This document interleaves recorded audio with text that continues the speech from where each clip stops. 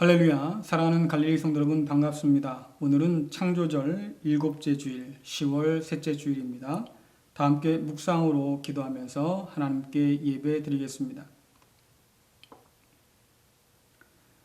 이에 그들이 그들의 고통 때문에 여호와께 부르짖으매 그가 그들의 고통에서 그들을 인도하여 내시고 광풍을 고요하게 하사 물결도 잔잔하게 하신도다. 그들이 평온함으로 말미암아 기뻐하는 중에 여호와께서 그들이 바라는 항구로 인도하시는도다. 아멘. 광풍을 고요하게 하사 안전한 항구로 인도하시는 하나님. 세상의 풍파 속에서도 하나님을 기쁘게 예배하는 자녀들을 기억하여 주셔서 이 시간 하늘의 은혜와 기쁨으로 충만하게 채워 주옵소서. 예수님의 이름으로 기도드리옵나이다. 아멘. 다 함께 사도신경으로 신앙 고백하시겠습니다. 전능하사 천지를 만드신 하나님 아버지를 내가 믿사오며 그 외아들 우리 주 예수 그리스도를 믿사오니 이는 성령으로 잉태하사 동정녀 마리아에게 나시고 본디오 빌라도에게 고난을 받으사 십자가에 못 박혀 죽으시고 장사한 지 사흘 만에 죽은 자 가운데서 다시 살아나시며 하늘에 오르사 전능하신 하나님 우편에 앉아 계시다가 저리로서 산자와 죽은 자를 심판하러 오시리라. 성령을 믿사오며 거룩한 공회와 성도가 서로 교통하는 것과 죄를 사하여 주시는 것과 몸이 다시 사는 것과 영원히 사는 것을 믿사옵나이다. 아멘. 교도문 50번 시편 116편 말씀입니다. 우리 한 절씩 교독하겠습니다. 여호와께서 내 음성과 내 간구를 들으심으로 내가 그를 사랑하는도다. 그의 귀를 내게 기울이셨으므로 내가 평생에 기도하리로다. 사망의 줄이 나를 두르고 수월의 고통이 내게 이르므로 내가 환난과 슬픔을 만났을 때에 내가 여호와의 이름으로 기도하기를 여호와여 주께 구하오니 내 영혼을 건지소서 하였도다. 여호와는 은혜로우시며 의로우시며 우리 하나님은 긍휼이 많으시도다. 여호와께서는 순진한 자를 지키시나니 내가 어려울 때에 나를 구원하셨도다. 내 영혼아 내 평안함으로 돌아갈지어다. 여호와께서 너를 후대하심이로다. 주께서 내 영혼을 사망에서 내 눈을 눈물에서 내 발을 넘어짐에서 건지셨나이다. 내게 주신 모든 은혜를 내가 여호와께 무엇으로 보답할까?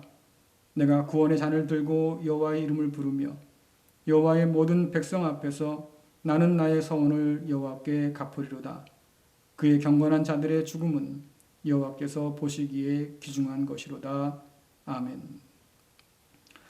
다 함께 찬송가 74장 부르시겠습니다.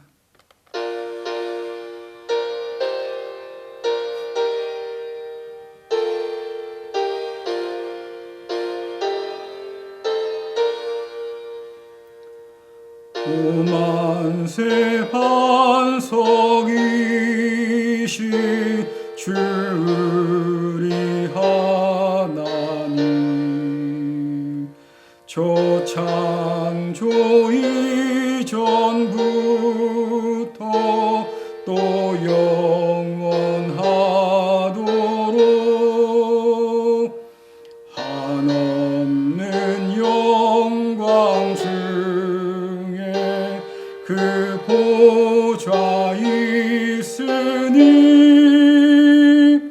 큰 환난 풍파에도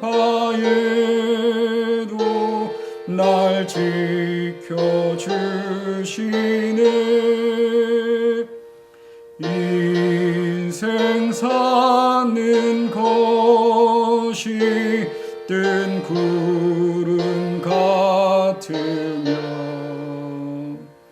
저 푸른 동산 안에 꽃송이 같도다. 불 위에 이슬 같고 잠 속의 꿈같이 이 세상 모든 영광 곧 사라지도다. 한없는 사랑으로 늘 깨어 지키 하시사 큰 자비 베푸시고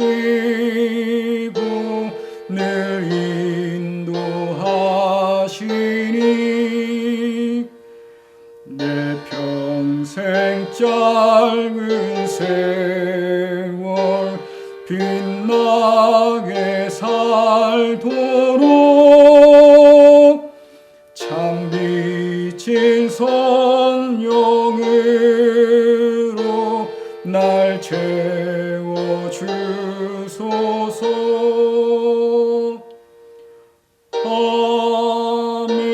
아멘. 기도하시겠습니다. 사랑의 주님, 은혜의 하나님, 언제나 저희를 어디서나 지켜주시고 인도하여 주셔서 믿음의 자녀다운 모습으로 살아갈 수 있도록 붙들어 주시고 복된 날을 기억하며 허락하여 주셔서 예배하게 하신 하나님 아버지께 감사와 찬송과 영광을 돌려옵니다. 이 예배를 통하여 하나님이 살아계심을 알게 하여 주시고 어려운 세상의 삶의 속에서 바른 길로 갈 수 있도록 지혜와 담대함을 얻는 시간 되게 하여 주시옵소서. 부족한 저희들 코로나19를 인하여 생활 속에서 불안한 가운데 하루하루를 보내고 있습니다. 언제나 꽃이 피었는지 무더위와 함께 벌써 나무 잎이 단풍으로 물드는 이때 들판의 곡식들이 알곡으로 추수의 계절을 맞이한 이 시절 저희들 올 한 해에 알곡으로 주님 앞에 내놓을 것이 있는지 심히 두렵습니다.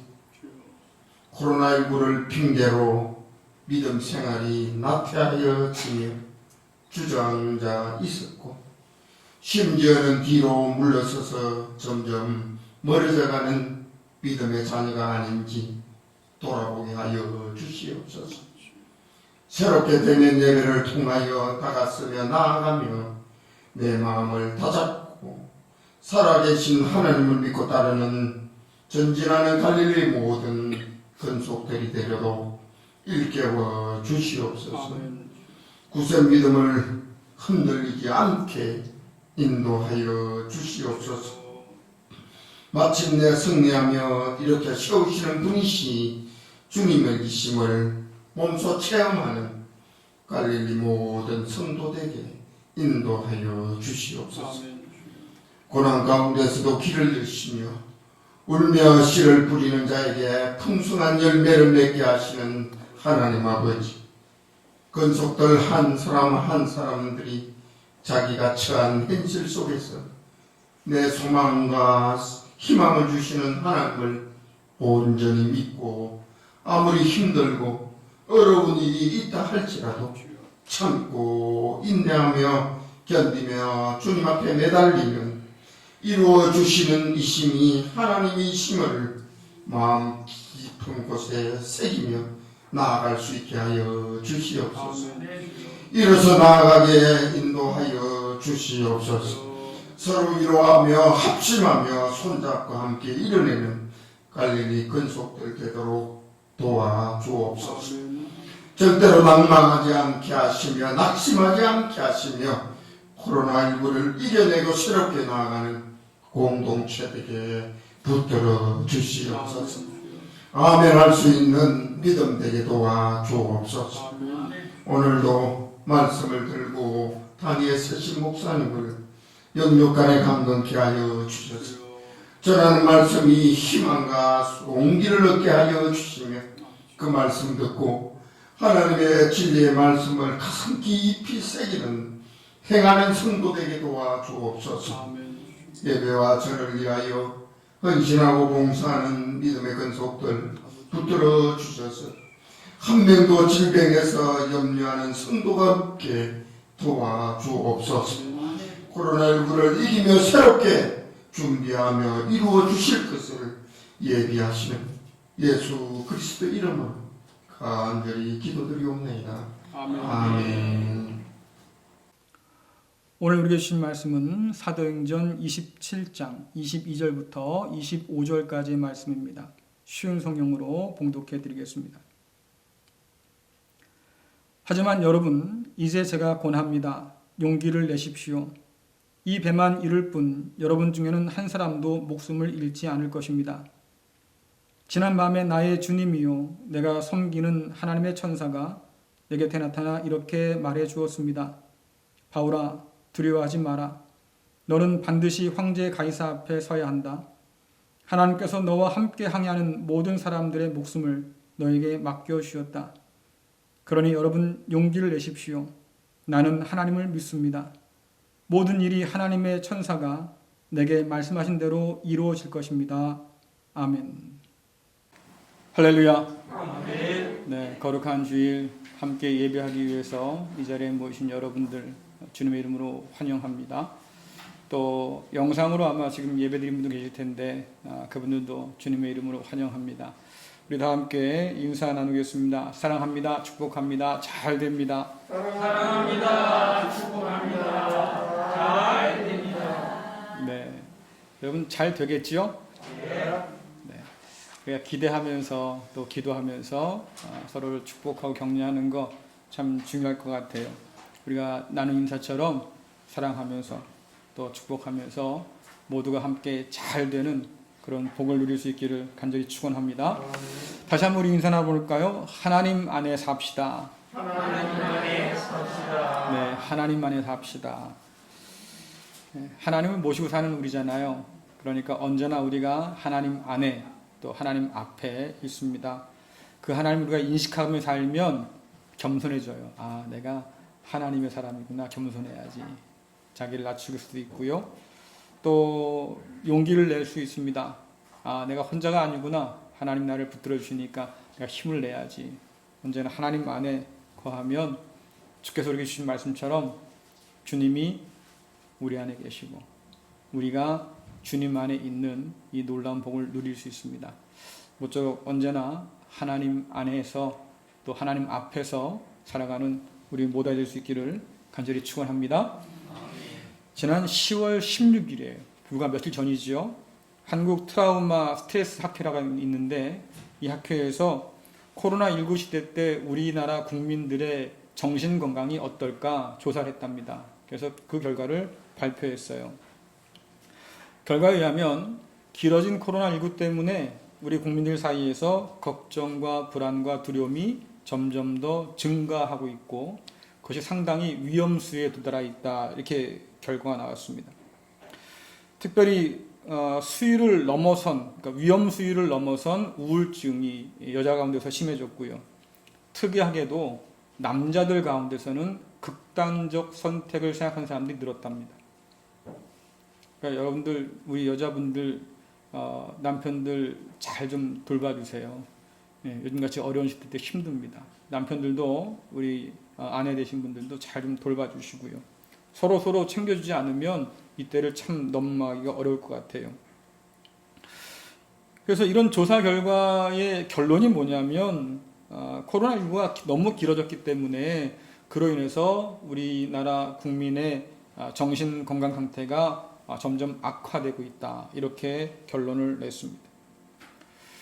뭐 굳이 이런 통계를 또는 조사 결과를 말씀드리지 않아도 TV만 봐도 말이죠. 신문만 봐도 우울한 이야기들 뿐이잖아요. 나라 곳곳에서 많은 탄식들 또 괴로움들이 들려오고 있습니다. 이런 결과를 가져온 코로나19를 우리는 광풍이라고 부를 수밖에 없어요.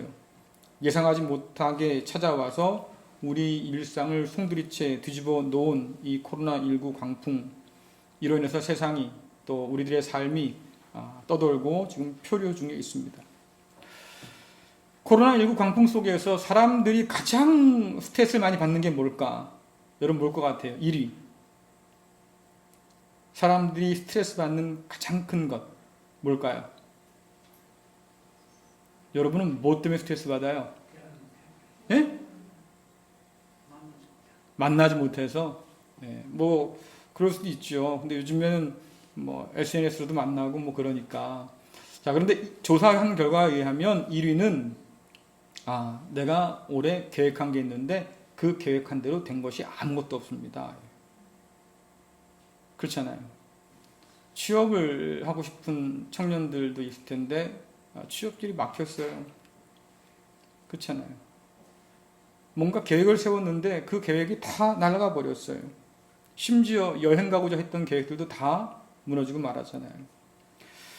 2위는 뭐겠습니까? 그러면 정말 스트레스 받아요. 2위. 갈 데를 못 가서. 예. 갈 데를 못 가서가 아니라요. 경제적인 위기, 어려움 때문에 스트레스 받는데요.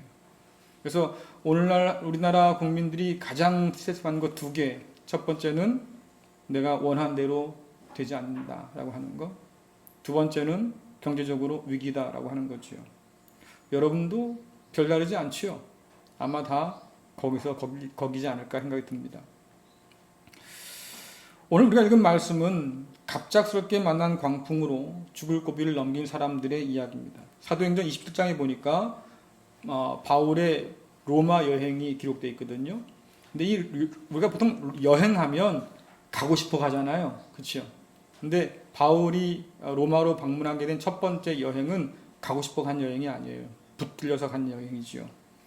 바울은 죄인의 신분으로 여러 죄수들과 함께 로마로 지금 압송당하는 중입니다. 바울이 예루살렘 방문했을 때 유대인들이 오해를 했어요. 저 바울이 이방인을 데리고 성전에 들어가서 성전을 더럽혔다. 이런 오해를 받습니다. 이로 말미암아서 유대인들이 분노하지요. 감히 헬라인, 이방인을 데리고 성전에 들어가서 성전을 더럽혔다고 가만둘 수 없지. 그래서 사람들이 바울을 죽이려고 달려들었어요. 때마침 여러분 예루살렘에는 주둔하고 있던 로마 군인들이 있었지요. 이 군인들이 개입해서 바울을 보호하지 않았다고 하면 아마 바울은 큰일을 당할 수도 있었을 겁니다. 유대인들은 이번 기회를 놓치지 않았습니다. 반드시 이번 기회에 바울을 죽여야 된다. 이래서 바울을 고발하고 사형을 원했어요. 재판 과정에서 바울이 아무 죄가 없다는 것이 드러났습니다. 그럼에도 불구하고 무려 2년 동안 감옥에 가둬뒀어요. 그 당시 유대 총독이. 왜냐하면 유대 총독 벨릭스라고 하는 사람이 있었는데 이 사람이 유대인들의 마음을 좀 환심을 사야 되거든요. 그래야 좀 잠잠이 있지요. 그러려면 그들이 원하는 걸 뭔가 하나 들어줘야 되는 거예요. 근데 그들이 원하는 게 뭡니까? 저 바울을 이번 기회에 죽여주십시오잖아요. 그 옛날 예수님을 죽이기 위해서 빌라도 앞에 고발한 것처럼 이제는 유대인들이 이 바울을 유대 총독에게 지금 고발하고 있는 거예요. 그렇게 2년이 지났습니다. 2년이 지나는 과정 동안 그 동안에 벨릭스라고 하는 총독이 바뀌어서 베스토라는 총독이 새로 부임합니다. 자, 여러분들 새로 총독이 부임하면 뭐 해야 돼요 또? 자기 말 잘 들어주려면 말이죠. 예, 유대 사람들 뭔가 좀 이렇게 환심을 사야 되잖아요. 그러니까 이 기회다 싶어서 유대인들이 또다시 이 베스토를 찾아와서 요청을 합니다. 저 바울을 재판에서 사형을 언도해 주십시오. 베스토가 가만히 생각해 보니까 내가 지금 새로 막 왔는데 여기서 이들의 청을 거절하면 앞으로 내 삶이 복잡할 것 같아요. 어떡합니까? 그래, 그러면 내가 바울을 데려와서 예루살렘 법정에 세울 테니까 그때 결말을 봅시다 라고 했어요. 자, 그러니까 바울이 돌아가는 상황을 보니까 말이죠. 이거 꼼짝없이 죽게 생겼습니다. 내가 예루살렘을 위해서 왔는데 여기서 내가 죽게 생겼구나. 그냥 있을 수 없잖아요. 어떡합니까? 잠깐만요. 나 로마 시민이에요. 그렇죠? 바울은 날 때부터 로마 사람이었습니다. 로마 시민이에요. 내가 여기서 죽을 사람이 아닙니다. 나 로마 황제 법정에 서겠습니다. 거기서 재판하게 해주십시오. 여러분들 로마 시민이 갖는 권리는 대단합니다. 그래서 자기가 자기의 무죄를 주장하면서 황제의 재판정에 서겠다고 말을 하면 로마 시민은 반드시 거기까지 가야 돼요. 자, 이것을 들은 이 베스토가 말이죠. 거절할 수가 없는 거예요. 로마 시민이라고 하니까 겁이 더러 났지요. 그래서 바울의 청을 받아들여서 바울을 지금 로마 황제 법정에 세우기 위해서 보낸 겁니다. 로마 백부장의 인솔 아래 바울을 비롯한 여러 죄인들이 지금 로마로 가게 되어 있어요. 자, 그런데 중요한 건 뭐겠습니까? 로마로 가는 직항 배가 없어요. 네. 환승해야 되는 거예요. 어디까지 갔다가 다시 어디로 간다 뭐 이런 거잖아요. 자, 그래서 2번 정도 배를 갈아탔는데 보시면 지도 보이시나요? 네, 가이사랴 항에서 출발했어요. 그래서 어디로 거쳤죠? 시돈에 잠깐 들렸다가 그 다음에 무라라는 항으로 배를 타고 갔습니다. 자, 거기서 배를 구해야 되는 거예요. 그러니까 이제 무라항까지 갔으니까 그 항에서 이제 로마까지 가는 배를 구하는데 마침 이집트에서 온 배가 하나 있었습니다. 여러분, 그 당시 이집트는 로마의 곡식 창고예요. 식량 창고. 워낙에 밀이라든가 곡식들이 많이 나기 때문에 로마가 이집트를 붙들고 거기서 식량을 공급받았어요. 자, 그래서 이집트의 그 모든 곡물들을 실은 배가 알렉산드리아 항에서 출발해서 지금 이제 무라로 온 거죠. 거기서 다시 로마로 갈 계획인 거예요. 마침 그 배를 만났어요. 자, 근데 잔뜩 곡식을 실었을 거 아닙니까? 게다가 바울과 여러 승객들이 무려 276명이나 탔어요. 여러분, 그럼 보통 배는 아니겠지요? 굉장히 큰 배였을 것 같아요. 아마 이런 배가 아니었을까 학자들은 생각을 합니다. 이집트의 곡식을 잔뜩 실은 배가 알렉산드리아를 출발해서 무라를 거쳐서 로마로 가는데 이 로마로 가는 배편에 바울과 그 일행들이 지금 올라탄 거예요. 문제는 뭡니까? 지중해 바다지요. 여러분들 11월 달에 지중해 바다는 앞을 예측할 수가 없어요. 항해하기가 만만한 바다가 아니었던 거지요. 그 시기의 지중해는 말입니다. 햇빛이 옅어요. 흐려요. 밤이 길어요. 안개가 짙게 낍니다. 그러니까 항해하는 사람들은 아주 고개를 절레절레 흔드는 그런 날씨인 거죠. 그래도 가야 하는 거잖아요. 자, 겨울이니까 비바람이 불다가 갑자기 눈보라가 몰아치기도 합니다. 자, 이 정도 되면 항해 포기해야 되는 거죠. 더 이상 앞으로 갈 수 없으니까. 그런데도 바울 일행은 가야 하는 거예요.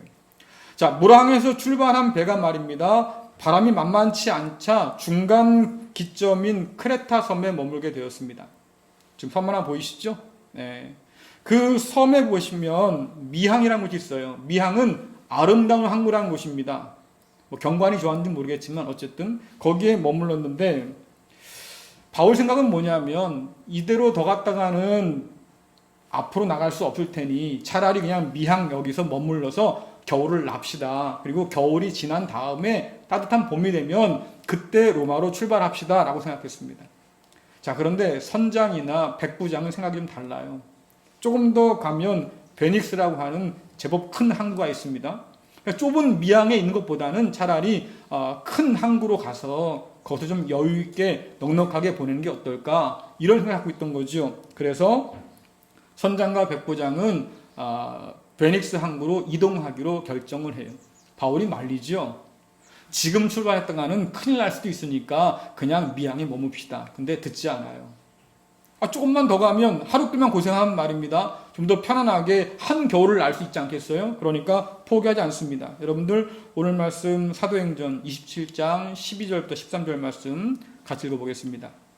시작. 그 항구는 겨울을 보내기에는 적당하지 못한 항구였기 때문에 사람들은 대부분 그곳을 떠나 베닉스에 가서 겨울을 보내고 싶어 했습니다. 베닉스는 크레타 섬에 있는 항구 도시인데 남서쪽과 북서쪽을 향해 위치한 곳이었습니다. 마침 남쪽에서 순풍이 불기 시작하자 사람들은 자기들의 계획대로 되리라 생각했습니다. 그래서 그들은 닻을 올리고 크레타 섬 해안을 따라 항해하기 시작했습니다. 아멘. 때마침 바람도 불어요. 그 바람이 찬바람이 아니라 순풍이라고 그랬습니다. 자, 그러니까 선장은 좋은 길을 만난 거예요. 지금 빨리 움직여서 베닉스항으로 움직여야 우리가 한겨울을 좀 편하게 날 수 있겠다 싶으니까 서둘러서 말이죠. 닻을 올리고 출항을 했습니다. 미항에서 베닉스항까지 직선거리로 한 65km? 그러니까 몇 시간만 가면 도착할 수 있는 그런 거리인 거지요. 때마침 바람도 잘 불어주니까 말입니다. 곧 도착할 거예요. 그래서 겨울을 좀 편하게 날 수 있겠다 싶었겠지요. 자, 여러분들 왜 인생을 바다에 비유할까요? 그것도 고생바가지 바다, 고해라고 하지 않습니까? 왜 그래요? 인생과 바다가 뭐가 닮았어요? 네? 날씨 변화가 어때요? 예측할 수가 없어요. 그렇죠? 인생도 그렇잖아요. 예측할 수가 없어요. 고통의 바다라고 하는데 말입니다. 바다는 늘 일렁거리잖아요. 유동적이에요. 그러다가 갑자기 바람이 불거나 말이지요. 폭풍이 치기 시작하면 걷잡을 수 없이 바뀌지 않습니까? 그러니까 언제 어떻게 뭐가 변할지 아무도 모르기 때문에 이게 인생이고 이게 바다지. 이렇게 사람들이 말하는 거예요. 불확실하니까 사람들이 불안하지 않습니까? 바다에 떠 있는 사람들은 대부분 다 그래요. 자, 11월 달 지중해 바다가 그렇습니다. 굉장히 불안정하죠. 여러분 14절부터 15절 말씀 읽어보겠습니다. 시작. 그런데 갑자기 유라굴로라고 부르는 폭풍이 섬 쪽에서 불어왔습니다. 배는 폭풍에 휘말려 바람을 거슬러 조금도 앞으로 나가지를 못했습니다. 그래서 우리는 앞으로 가려는 노력은 포기하고 바람이 부는 대로 배를 내맡기고 표류하기 시작했습니다. 아멘. 미항을 떠날 때만 해도 말이죠. 순풍에 돛단 듯 도착할 수 있으리라 생각했습니다. 생각한 대로 계획한 대로 다 되겠다 싶었지요. 자, 그런데 출발한 지 얼마 안 돼서 광풍이 일어났습니다. 유라굴로라고 하는 강한 바람이에요. 여러분들 이 유라굴로는 북동쪽에서 불어오는 바람이란 뜻입니다. 당시에 이 지중해를 항해하는 사람들이 가장 무서워하고 두려워하는 태풍 중에 한 가지였어요. 자, 말씀 보니까 그런데 갑자기라는 말씀 있잖아요. 이 단어는 공포의 이 유라굴로가 전혀 예상하지 못했다는 거예요. 순풍이 불어오니까 금방 도착할 수 있겠지 했는데 그 잠깐 사이에 말이죠. 이 어마어마한 태풍이 몰아칠지 아무도 알지 못했어요. 여러분들 그 배가 제법 큰 배라고 그랬잖아요. 그 큰 배를 움직일 선장 같으면 얼마나 경력이 많겠어요. 경험이 많고 말이죠. 또 그 선장이 뽑아서 배에 올라탄 사람들은 얼마나 뱃사람의 경력이 많겠습니까? 그런데도 11월 달에 유라굴로가 몰아칠 것이라고 하는 것을 그들이 예상조차 하지 못했습니다. 여러분 이게 인생 같잖아요. 아까 요즘 우리나라 사람들 스트레스 받는 것 1위가 뭐라고 그랬어요? 계획대로 되지 않는 것. 그래요.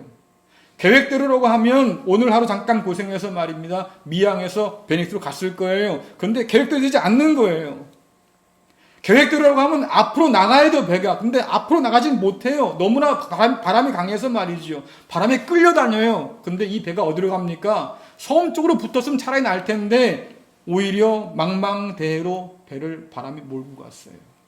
여러분들 갈 곳이 천지인데 어디로 갈지 아무도 모르잖아요. 그러니까 불안하기 시작합니다. 선장의 경험 소용없어요. 뱃사람의 경력 소용없는 거예요. 그들이 가진 모든 것이 무용지물이 되고 말았습니다. 살아남기 위해서 뭐라고 해야 되는데 여러분들 풍랑이 있는 그 바다에서 말이죠. 할 수 있는 게 뭐가 있겠어요? 물이 들이치고 배가 가라앉기 시작한데 말이죠. 배 무게 줄여야 되잖아요. 그러니까는 그 배 위에서 말입니다. 이제는 우리가 살기 위해서 뭘 버려야 될까? 고민할 때가 되었어요. 여러분들 18절부터 20절 말씀 읽겠습니다. 함께 읽습니다. 시작. 우리가 폭풍에 너무도 시달리자 이튿날에는 선원들이 짐을 바다에 내던졌습니다. 3일째 되는 날에는 배의 장비마저 내어 던졌습니다. 우리는 며칠째 해도 보지 못했고 별도 보지 못했습니다. 바람은 계속해서 거세게 불어왔습니다. 결국 우리는 살아남을 수 있다는 희망을 모두 포기하고 말았습니다. 아멘. 여러분 이튿날이라고 하면 폭풍 만난 지 하루 만인 거예요. 얼마나 폭풍이 심했으면 그 하루 만에 말이죠. 사람들이 결심을 했습니다. 배에 있는 짐 다 버립시다.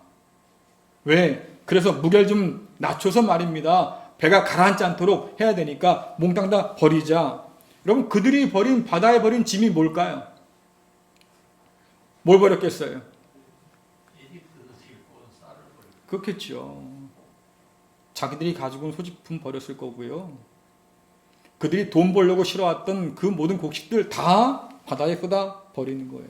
여러분 그 짐을 실을 때만 해도 말이죠. 그들 마음 가운데는 기대가 있었어요. 부푼 기대예요. 어떤 기대입니까? 야 이거 잘 가서 로마에 갖다 팔면 좀 제법 돈 좀 만지겠다. 그런데 그런 계획이 모두 수포로 돌아갔어요. 예상치 못한 풍랑으로 인해서 그들의 계획이 다 물거품이 되고 말았습니다. 어제 이 말씀을 준비하다 보니까 야고보의 말씀이 생각나요? 여러분 한번 읽어보겠습니다. 야고보서 4장 13절 14절 시작. 여러분 가운데 오늘이나 내일 어떤 도시에 가서 1년 동안 그곳에 머물며 사업을 벌여 돈을 벌어보자 라고 말하는 사람들이 있습니다. 하지만 여러분은 내일 일을 알지 못하는 자들입니다. 여러분의 생명은 안개와 같아서 잠깐 보이다가 사라지고 말 것입니다. 아멘. 여러분 이 말씀이 공감이 좀 되십니까? 야, 인생 안개구나. 내일 일을 알지 못하는 사람들이 바로 나구나. 계획을 세우는데 말이죠. 이럴 줄 몰랐다 말입니다. 그게 인생이다. 지금 배에 탄 사람들이 그런 사람들이에요. 풍랑과 사투를 벌이다가 사흘째가 되었습니다. 여러분 사흘째 뭘 벌여요? 배에 있던 장비들을 던지기 시작했어요. 그럼 무슨 장비입니까? 생각해보면 짐보다 더 중요한 장비였어요. 왜? 늦게 버렸으니까. 이것만큼은 갖고 있어야 됐던 거 아닙니까? 근데 그게 어떤 장비라고요? 먼 여행을 할 때, 긴 항해를 할 때 말이죠. 반드시 필요했던 안전장치들인 거예요. 근데 그것마저도 내버려야 했어요. 왜요? 장거리 항해 이미 물 건너간 거죠. 바람이 멈추지 않는다고 하면 오늘이라도 당장 죽을 수 있는 것 아니겠습니까? 그러니까 일단 살고 봐야 되니까 말이죠. 장비도 다 내버렸어요. 풍랑이 몰고 온 먹구름이 너무나 짙어서 말입니다. 해도 별도 보이지 않아요. 여러분 이게 왜 중요할까요? 지금이야 여러분들 세상이 좋아져서 핸드폰에 말이죠. 내비 켜고 딱딱 찍으면 GPS가 딱 잡아주잖아요. 내 위치가 어디고 어디로 가는 거 딱 길까지 알려줍니다. 대단하죠? 근데 당시의 사람들은 말입니다. 해와 별을 보고 방향을 잡았어요. 근데 그 해가 보이질 않아요. 별이 보이지 않습니다. 그러니까 무슨 말입니까? 우리가 지금 어디 가고 있는 거야? 방향 가늠이 안 되는 거예요.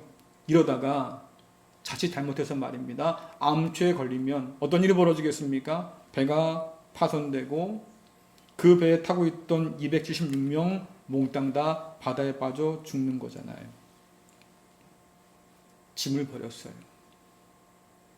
안전한 장비도 버렸습니다. 이제 뭐까지 버렸어요? 살아남을 수 있을까라는 희망조차도 바다에 던져버렸어요. 여러분 그러니 얼마나 절망적인 상황입니까? 그런데 이 모습들을 생각해 보니까 코로나19 광풍 속에서 떠도는 저와 여러분 우리나라와 많이 닮았다 그 말이에요. 우리 중에 누구도 코로나19가 이렇게 우리의 일상을 무너뜨릴지 아무도 생각하지 못했습니다. 코로나19가 중국 우한에서 처음 발생했던 작년 12월 달 여러분 그때 뭐하고 있었습니까? 한참요 우리는 성탄 준비하고 있었어요. 그리고요 내년에 이제 2020년 되면 우리 뭐 해야겠다 잔뜩 계획 세우고 있었잖아요. 그렇죠? 그랬었던 우리인데 그로부터 10개월이 지난 오늘 우리 뭐하고 있어요? 뼈저리게 느껴요. 야, 내가 세웠던 계획 이번에 다 엉망이 되고 말았구나. 내가 한 해를 이렇게 살아보려고 말입니다. 길을 쓰고 준비했는데 그거 아무것도 아니게 되었구나. 취업을 꿈꾸던 사회초년생들 원하는 일자리 찾기 어려워서 말이죠. 이제는 포기하기 직전까지 왔습니다. 대입을 준비하는 수능생들 불안에 떨고 있잖아요. 코로나19가 몰고 온 경제 불황 때문에 많은 사람들의 삶이 위태롭게 되었습니다. 가게가 또 공장이 문을 닫기 시작해요. 그와 함께 많은 사람이 일자리를 잃게 되었습니다. 여러분 10개월을 지내오면서 그랬을 거예요. 곧 지나가겠지. 곧 나아지겠지. 그럼 그렇게 버텼잖아요.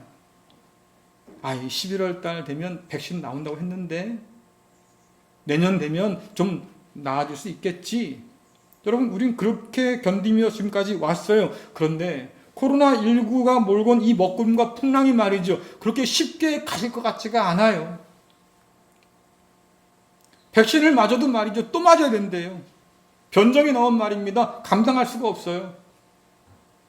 거기다가 말입니다. 또 다른 독감과 같이 걸리면 말이죠. 큰일 난대요. 학생들이 마음대로 학교를 못 다녀요. 여러분 이게 지금 우리가 처한 현실이에요. 쉽게 지나갈까요? 물론 저와 여러분들은 말입니다. 폭풍이 없는 삶을 꿈꿀 만큼 그렇게 순진하거나 철없진 않잖아요. 인생을 그렇게 길게 살진 않았지만 살다 보니까 깨닫는 게 있습니다. 야, 폭풍 없는 삶은 없구나.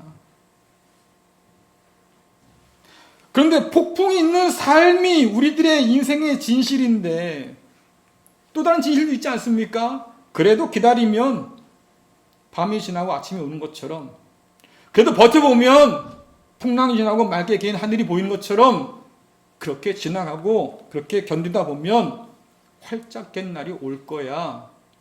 그죠? 우린 그렇게 배우고 또 그렇게 가르쳐 왔어요. 버텨라. 버텨라. 지나간다. 이 어둠도 지나갈 것이고 이 풍랑도 지나갈 것이다. 그러니까 버티자 말이죠. 근데 지금은 불안해요. 이제는 두려워져요. 왜요? 그 아침이 오기 전에, 활짝 깬 그 하늘을 보기 전에 내가 무너지는 거 아닐까? 내가 쓰러지는 거 아닐까? 버티고 버텼는데 그 아침이 오기도 전에 말이죠. 내가 무너지는 것이 아닐까? 우리가 예상하지 못한 또 다른 일들이 꼬리에 꼬리를 물고 일어나서 말입니다. 오늘 바울과 그 배 탄 사람처럼 아예 살 소망까지 끊어지지 않을까? 과연 그 시점이 온다고 하면 난 어떻게 버틸 수 있을까? 여러분, 이것이 우리 안에 있는 두려움이고, 그렇기 때문에 많은 사람들이 절망하고 있잖아요. 왜 우리나라 정신건강이 그렇게 바닥을 치고 있습니까? 왜 멀쩡하던 사람들이 말이죠, 죽을 생각을 하게 됩니까? 왜 살만한 사람들이 말이죠, 인생 살만하지 않다고 우울하다고 말합니까? 다른 게 아니에요. 길어지는 상황 속에서 자신이 없는 거예요, 이제는. 거친 바람과 파도와 싸우느라고 지치대로 지쳤어요. 야, 차라리 죽는 게 낫겠다 말이죠. 이 파도와 싸우느니 아마 그런 마음도 했었을 거예요. 하루를 시달려도 힘든데 무려 14일 동안이나 이 바람에 시달렸으니 말이죠. 오죽했겠습니까? 배에 탄 모두가 다 절망했어요. 그런데 오늘 말씀 보니까 그 가운데 단 한 사람, 바울만 좀 달라요. 오히려 바울은 말입니다, 절망 가운데 있는 그 빠진 사람들을 격려해요. 용기를 내십시오 말이죠. 자, 21절, 22절 말씀입니다. 함께 읽겠습니다. 시작. 사람들이 오랫동안 아무것도 먹지 못하고 있는 가운데 바울이 일어나 그들에게 말했습니다. 여러분, 내가 크레타 섬을 떠나지 말자고 한 말을 들었어야 했습니다. 그랬다면 이런 손해를 입지 않았을 것이고 물건을 잃어버리지도 않았을 것입니다. 하지만 여러분, 이제 제가 권합니다. 용기를 내십시오. 만일 배만 잃을 뿐 여러분 중에는 한 사람도 목숨을 잃지 않을 것입니다. 아멘. 그래요. 근데 이 시점에 요 말하면 참 얄밉잖아요. 거 봐라, 내가 떠나지 말았는데 잘 됐다 말이지. 떠나지 않았으면 멀쩡했을 텐데 말입니다. 내 말 안 듣고 떠나서 잘 됐다 아주. 이렇게 말하면 얼마나 꼴보기 싫어요. 다 죽을 판인데 말이지요. 자, 바울 말대로 그냥 머물렀다고 하면 좋았을 뻔했지요. 그렇다고 하면 이런 절망적인 상황들을 겪지 않아도 되었을 테니까요. 하지만 어떻습니까? 이미 엎질러진 물이고 돌이킬 수 없는 일이잖아요. 남은 게 뭐예요? 어떻게 하든 끝까지 버텨서 살아내는 일만 남았어요. 그러니까 바울이 지금 격려하는 겁니다. 여러분, 용기를 내세요. 배는 잃을 겁니다. 이미 짐도 다 던져버렸고 말이지요. 하지만 이 배에 탄 사람 그 누구도 목숨을 잃지 않을 테니까 염려하지 마세요. 버텨냅시다. 여러분, 산다고 하니까 듣던 중 반가운 소리 같지요. 그런데 그렇게 말하는 근거가 뭡니까? 그렇게 말하는 근거. 다 절망에 빠져 있는데 괜찮아, 살 거야 하는 그 근거는 도대체 뭐냐 그 말이에요. 풍랑은 여전히 거셉니다. 바울의 듣기 좋은 그 한마디로 말이죠, 바뀔 상황들이 아니잖아요. 더군다나 바다의 바자도 모르는 바울이 말입니다. 누가 그 말에 귀를 기울이겠어요? 당신 바다 좀 알아? 아니, 바다를 잘 안다고 해도 선장도 이 모양인데, 선원도 이 모양인데 말이죠. 바울이 뭘 알겠어요? 그러니까 이 말 들어도 그렇게 위로가 될 것 같지는 않다 그 말이에요. 게다가 바울은 재판을 받기 위해서 지금 로마로 가는 사람 아닙니까? 죄수예요. 여러분 누가 죄수의 이 엉뚱한 말을 듣고 안심할 수 있겠습니까? 만일에 여러분이 바울과 함께 그 배에 탔다고 하면 바울의 말을 듣고 위로받겠어요? 저 같으면 힘들 것 같아요. 도대체 당신 뭔 근거로 그 얘기를 하냐? 우린 지금 다 죽게 생겼는데 말이죠. 자, 근거가 뭘까요? 23절, 25절 말씀 읽겠습니다. 시작. 지난밤에 나의 주님이요 내가 섬기는 하나님의 천사가 내 곁에 나타나 이렇게 말해 주었습니다. 바울아 두려워하지 마라. 너는 반드시 황제 가이사 앞에 서야 한다. 하나님께서 너와 함께 그러니 여러분 용기를 내십시오. 나는 하나님을 믿습니다. 모든 일이 하나님의 천사가 내게 말씀하신 대로 이루어질 것입니다. 아멘. 여러분 이 말 들으면 여러분 어떨 것 같아요? 저는 사람들이 더 황당했을 것 같아요. 그렇지 않을까요? 한 사람도 목숨을 잃지 않을 테니 염려하지 마라, 걱정하지 마라 말이에요. 용기를 내라 이렇게 말했는데 그 근거가 배에 탄 사람이 생각할 때는 야 고작 하나님이야? 이러지 않았을까요? 고작 하나님이야? 여러분 생각해 보세요. 다른 사람들, 그 배에 탄 다른 사람들은 믿는 신이 없었을까요? 있었을 거예요. 그렇죠? 그 풍랑 가운데서 말입니다. 각자가 섬기는 신들에게 얼마나 부르짖었겠어요? 제발 좀 살려달라고. 예? 이 풍랑만 좀 벗어나게 해주면 내가 뭐든지 다 해드리겠다고 말이죠. 자기 신에게 다 그렇게 기도했을 거예요. 여러분 죽을 위기 속에서는 없던 믿음도 생기잖아요. 그렇죠? 평소에 뭐 하나님이고 뭐 찾지도 않은 사람이 말입니다. 하나님 찾고 부처님 찾고 기도하지 않습니까? 제발 좀 살려달라고 말이지요. 당신이 누구든 상관없으니까 날 좀 구해달라고. 위기가 되면 믿음이 생겨요. 그래서 지푸라기도 잡는 거예요. 그 믿음 때문에 이거라도 날 살려주지 않을까 하는 기대 때문에 말이죠. 자, 그렇게 기도했을 텐데 하지만 그들 중에 누구도 풍랑에 춤추는 배 가운데서 말이죠. 소망을 품는 사람이 아무도 없었어요. 야, 이젠 다 죽었다. 내가 아무리 기도해봐도 이젠 끝이다 말이죠. 다 그러고 있었을 거예요. 자, 그런데 그 276명 가운데 왜 유독 바울만큼은 남들이 갖지 못한 그 희망, 그 소망을 지금 갖게 되었을까요? 남들은 나 죽는다고 그러는데 말이죠. 왜 바울은 아니요, 우리가 더 살 겁니다 라고 말을 할까요? 저는 바울이 가진 이 희망, 이 소망의 이유가 지금 궁금한 거예요. 여러분 그런 얘기 들어보셨습니까? 위기가 위인을 만드는 것이 아니라 위기는 단지 위인이 어떤 사람인가를 보여줄 뿐이다. 사람들은 보통 그런 말 하지 않아요? 자리가 사람을 만드는 거야. 근데 천만에요. 그 자리에 앉아보면 그 사람이 누군지를 알 수 있어요. 어떤 분은 그런 얘기도 했다고 그러지요. 그 사람의 인격을 알고 싶으면 권력을 줘보라. 권력을 가졌을 때에 그가 어떻게 행동하느냐, 그게 인격이라 그 말이에요. 맞죠? 같은 위기 속에 있지만 서로 다른 태도와 반응을 보였어요? 왜 그럴까요? 사람의 됨됨이가 서로 다르기 때문에 그래요. 위기 속에서 보여주는 그 사람의 말이나 행동이 진짜 그 사람이 누군가를 보여주는 것들이죠. 이것을 우리가 신앙적으로 풀어서 말한다고 하면 위기 속에서 참된 믿음이 빛난다고 할 수 있을 거예요. 평상엔 다 똑같아 보여요. 이 자리에 앉아서 말입니다. 여러분 예배드리고 있지만 그래서 우리 다 똑같을까요? 안 그래요. 위기를 겪어보면 그 가운데서 진짜 믿는 자가 누군지가 드러난다 그 말이에요. 바울이 두려워 말고 용기를 내라고 말할 수 있는 이유가 뭡니까? 풍랑 속에 찾아오신 하나님이 계셨기 때문이잖아요. 하나님은 저와 여러분에게 말입니다. 내가 너에게 풍랑 없는 삶을 약속한다. 한 번도 말씀한 적이 없어요. 그렇지요? 우리 인생만 봐도 그럼 하나님 거짓말장이게요? 하나님은 우리 인생 가운데 풍랑을 없애준다는 말씀을 한 적이 한 번도 없어요. 단지 그 말씀 하셨습니다. 그 풍랑 가운데 내가 함께 있을 거야. 여러분 이게 우리 하나님이시죠. 풍랑 가운데 함께 계신 하나님. 바울이 유라굴로와 씨름하고 있을 때 하나님이 찾아오셨어요. 그 풍랑보다 더 가까이 바울을 찾아오셔서 함께 해주셨습니다.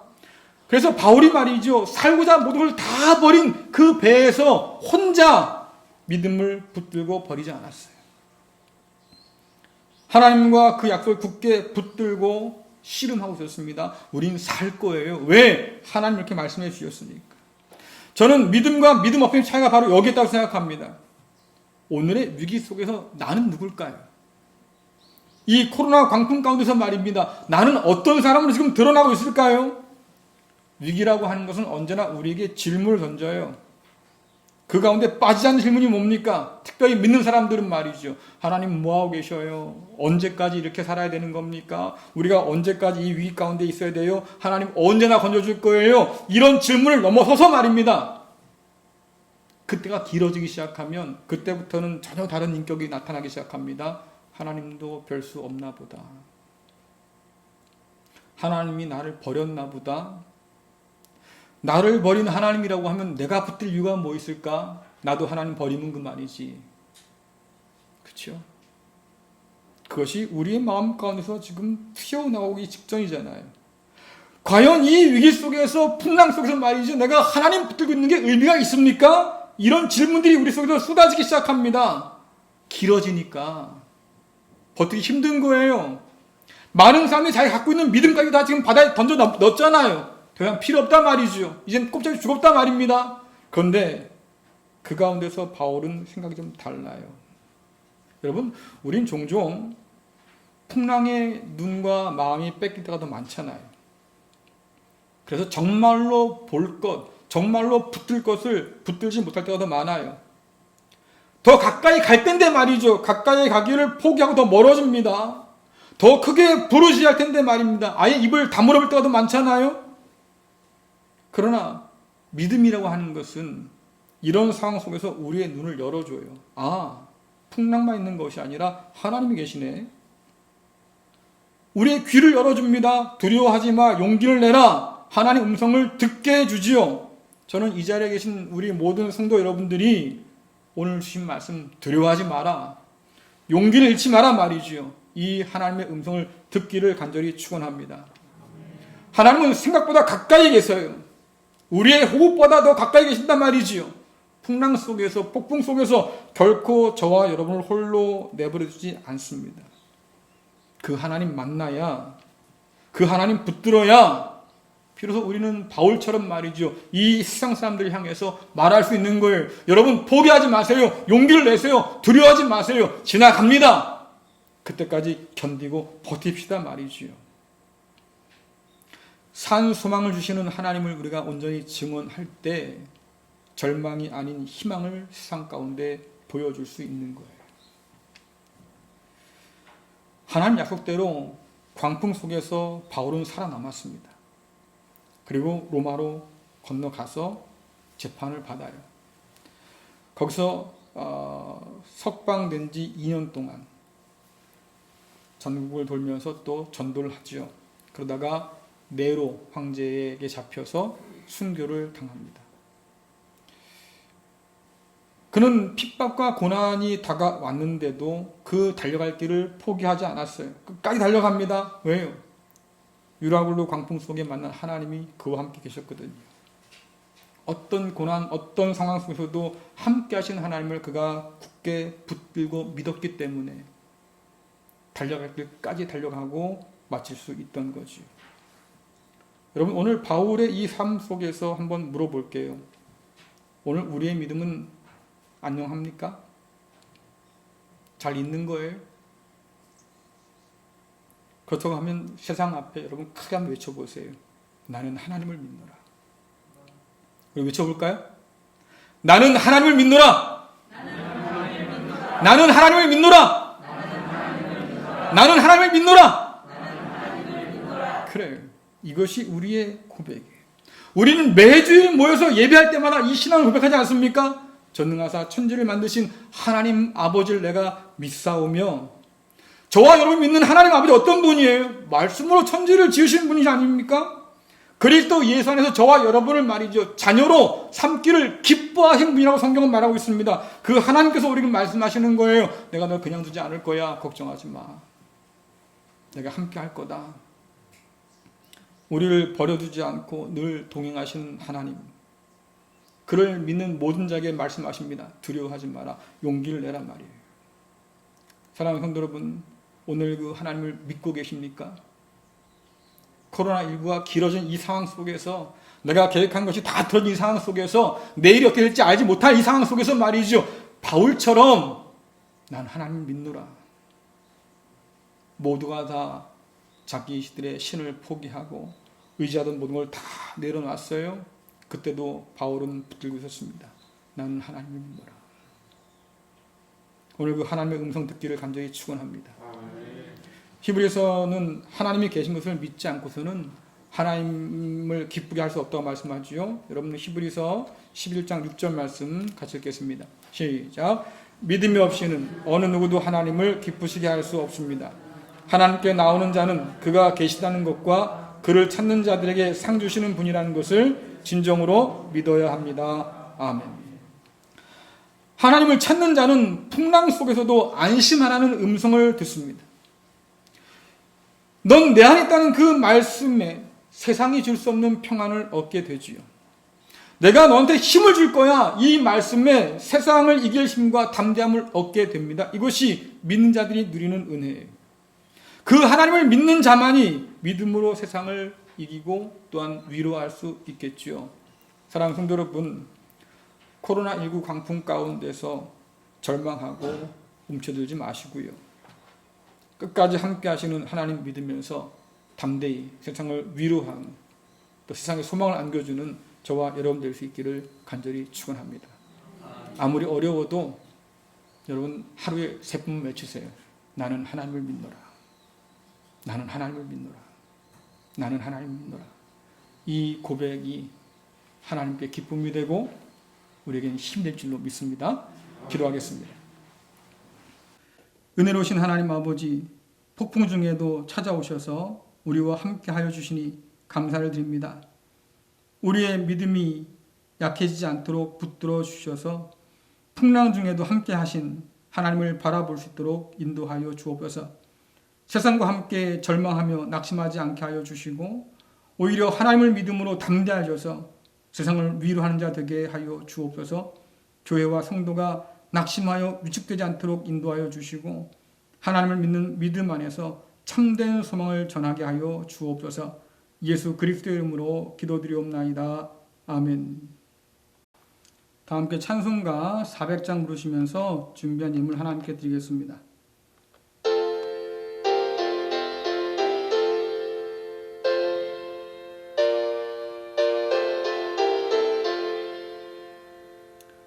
험한 시험 물속에서 나를 건져주시고 노한 풍랑 지나도록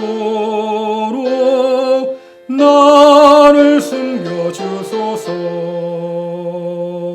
주여 나를 돌보시사 호히 품어주시고 험한 풍파 지나도록 나를 숨겨주소서. 권세 능력 무한하사 모든 시험 이기고 풍랑까지 다스리는 주님 앞에 비오니 주여 나를 돌보시사 호히 품어주시고 험한 풍파 지나도록 나를 숨겨주소서. 죄악길에 빠진 몸 캄캄한 내 헤매며 부르짖는 나의 원 들으소서. 내 주여 주여 나를 돌보시사 호히 품어주시고 험한 풍파 지나도록 나를 숨겨주소서.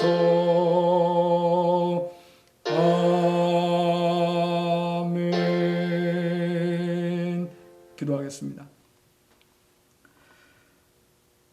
가을의 풍성함을 허락하여 주신 하나님 아버지, 삶의 모든 순간들을 은혜로 채우심에 감사를 드립니다. 어려움 중에도 하나님께 부유한 마음을 허락하여 주심을 감사드립니다. 기쁨으로 찬양하여 드리는 마음 주심을 감사드립니다. 예배 가운데 혹은 온라인으로 하나님께 드리는 모든 예물을 기뻐 받아 주옵소서. 이 예물을 통해서 교회가 어려움없도록 인도하여 주옵소서. 예물 드리는 성도의 삶을 기억하여 주셔서 영혼이 잘되고 범사가 잘되는 놀라운 은혜를 얻게 하여 주옵소서. 예수님의 이름으로 간절히 기도드리옵나이다.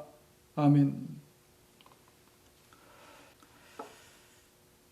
온라인 헌금에 동참해 주신 모든 분들께 감사를 드립니다. 주보 하단에 헌금자 명단을 확인해 주기를 부탁드리겠습니다. 광고 몇 가지 드리겠습니다. 대면 예배를 어렵게 다시 시작했습니다. 여러분들 서로를 위해서 방역 지침 잘 지켜주시고요.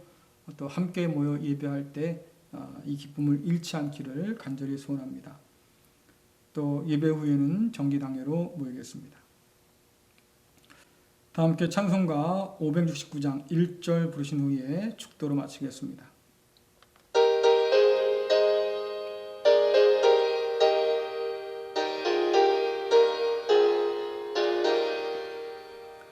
선한 목자 되신 우리 주 항상 인도하시고 푸른 풀밭 좋은 곳에서 우리 먹여주소서. 선한 목자 구세주여 항상 인도하소서. 선한 목자 구세주여 항상 인도하소서.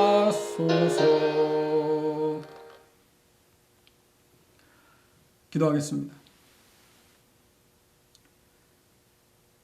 이제는 세상을 이기시고 담대라 하신 우리 주 예수 그리스도의 은혜와 폭풍 가운데 우리를 찾아오시는 하나님 아버지의 그 크신 사랑하심과 하나님을 믿는 모든 자에게 용기와 힘을 주시는 성령님의 역사하심이 세상의 광풍 속에서 낙심하지 아니하고 나는 하나님을 믿노라 고백하는 사랑하는 갈릴리 교회 성도들과 저들의 가정과 자녀와 기업 위에 수능과 취업을 위해서 기도하며 애쓰는 자녀들 위에와 코로나19로 말미암아 어려움에 놓여있는 이 나라와 이 민족 온 세계 가운데 지금부터 영원토록 함께 하시기를 간절히 축원하옵나이다.